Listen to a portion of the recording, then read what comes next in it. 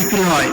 আমাদের দেশে তার ফুড প্রসেসিং ইন্ডাস্ট্রি না থাকার কারণে কৃষক অস্থির হয়ে যায়, কেমনে তাড়াতাড়ি বিক্রি করে দেবে। এই জন্য সে তার উৎপাদিত ফলের সঠিক মূল্য পায় না। মাঝখানে মধ্যস্বত্বভোগীদের পেট মোটা হয় খাইতে খাইতে। আমরা এখানে তৃণমূলে ইনশাআল্লাহ সেই ইন্ডাস্ট্রিগুলো গড়ে তুলব। লাভ দুটি হবে, কৃষকরা উৎসাহিত হবে উৎপাদনের ক্ষেত্রে, আর বিপুল পরিমাণ কর্মসংস্থানের ব্যবস্থা হবে আমাদের যুবকদের। আমরা তিনটা জিনিস সকল টাউনে, বড় টাউনে নিশ্চিত করতে চাই। উন্নত স্বাস্থ্য সেবা, এবং আমরা ঘোষণা করছি আল্লাহর পর ভরসা দিয়ে আপনাদের সম্পদ দিয়ে বাংলাদেশের কোন জেলা এমন থাকবে না যেখানে সরকারি মেডিকেল কলেজ করা হবে না। আপনাদের এখানে আছে, কিন্তু পাশে নাই ঠাকুরগাঁয়ে, নাই পঞ্চগড়ে, ইনশাল্লাহ একটাও বাদ যাবে না। যখন মেডিকেল কলেজ করা হবে তখন দলে দলে ডাক্তার এখানে তৈরি হবে এবং ডাক্তারদের সেবা জনগণের জন্য আরো বেশি প্রসারিত হবে। তখন আমরা স্পেশালাইজড হসপিটাল করারও চিন্তা করতে পারবো। এখন তো উপাদান নাই, কি দিয়ে করব? ইট পাথরের ঘর বানিয়ে দিলে আর কিছু যন্ত্রপাতি কিনে দিলে স্পেশালাইজড হসপিটাল হয় না। তার প্রাণ হচ্ছে দক্ষ জনবল, উপযুক্ত চিকিৎসক, টেকনিক্যাল ম্যান পাওয়ার। এইটার জন্যই মেডিকেল কলেজ প্রয়োজন। আমরা ইনশাল্লাহ মেডিকেল কলেজ করব।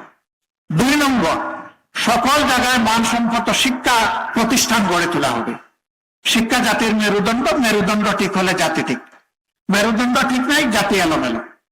আমরা সেই শিক্ষাটা ইনশাআল্লাহ আমাদের সন্তানদেরকে দেব। এখানে কথা দিচ্ছি, একটা সন্তানও বাদ যাবে না ইনশাআল্লাহ। সে যদি গরিবের সন্তান হয়, ওরেই আগে খুঁজে বের করব, কারণ তার মা বাবা ততটা সচেতন না। আমরাই হব তার মা বাবা ইনশাআল্লাহ। ওরে ধরে এনে সস্নেহে আমরা ঢুকাই দেবো স্কুলে। 5 বছর বয়স পর্যন্ত সকল শিশু বিনামূল্যে চিকিৎসা পাওয়ার অধিকার রাখে সরকারের কাছে, তা নিশ্চিত করা হবে ইনশাআল্লাহ। 60-65 বছর বয়স পর্যন্ত যে মানুষগুলো এই সমাজকে দিয়েই গেছেন, তাদের জীবনের পরন্ত বেলায় দায়িত্ব নিতে হবে সরকারকে, তাদেরকেও বিনামূল্যে চিকিৎসা নিশ্চিত করা হবে ইনশাআল্লাহ। মাঝখানে যারা আছেন, যারা নিজেরাই পারবেন তারা কুলাবেন, যারা পারবেন না তার দায়িত্ব নিতে হবে সরকার। এইভাবে একটা সমন্বিত চিকিৎসা ব্যবস্থা ইনশাআল্লাহ আমরা গড়ে তুলব। আবারও বলছি, আপনাদের টাকা দিয়েই আপনাদের এই ব্যবস্থাপনা হবে ইনশাআল্লাহ। বলবেন আমরা কোথায় টাকা দিই? আমরা তো ট্যাক্স ম্যাক্স দেই না। কে বলছে? প্রতিদিন আপনারা ট্যাক্স দেন। ডাল, চাল, নুন, তেল, পেঁয়াজ, রসুন, আদা, মরিচ, কাপড় চোপড় যাই কিনতে যান সবগুলোর সাথে বেড দিতে হয় না? ওইটাই তো tax, value aided tax. Tax দিয়ে দিয়েই তো আপনি এই সরকারকে, এই দেশকে চালু রেখেছেন। আরেকটা সোর্স থেকে অর্থ আসে, সেটা হচ্ছে বৈদেশিক ঋণ। এখানে গরিব ধনী সবার উপর সমান। আজকের জন্ম নেওয়া শিশুর উপর যেমন, 35 বছরের যুবকের উপর তেমন, 60 বছরের মায়ের উপরে তেমন সমান অংশের ঋণ। অতএব আপনার টাকা দিয়ে আপনার কাজ করতে সরকার বাধ্য হবে ইনশাআল্লাহ। বলবেন আপনারা এত কথা বলছেন, টাকা পাবেন কই? ওই যে আপনাদের টাকা, আর চোরদের হাতটা জাস্ট একটু অবশ করে দেওয়া হবে, আর কিছু না।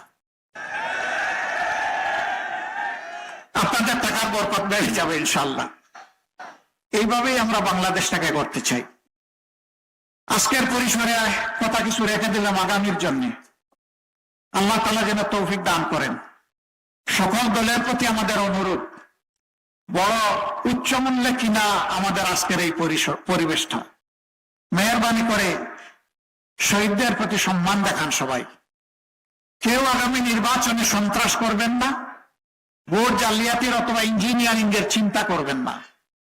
সরকারি প্রশাসনে যারা আছেন তাদের প্রতি আমাদের অনুরোধ, আপনারা এই দেশেরই সন্তান, এই দেশেরই মানুষ। দেশ এবং আপনার সন্তানের ভবিষ্যৎ বিবেচনায় মেহরবানি করে আপনার দায়িত্ব নিরপেক্ষভাবে পালন করুন।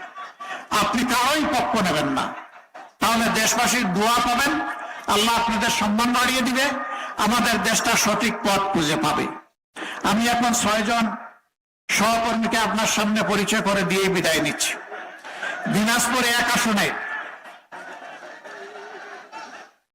আমরা 10 দলের পক্ষ থেকে যাকে প্রার্থী হিসাবে দিয়েছি, ডান দিকে আসবেন, তিনি হচ্ছেন আমাদের স্নেহের ভাই মতিউর রহমান। তার হাতে আমরা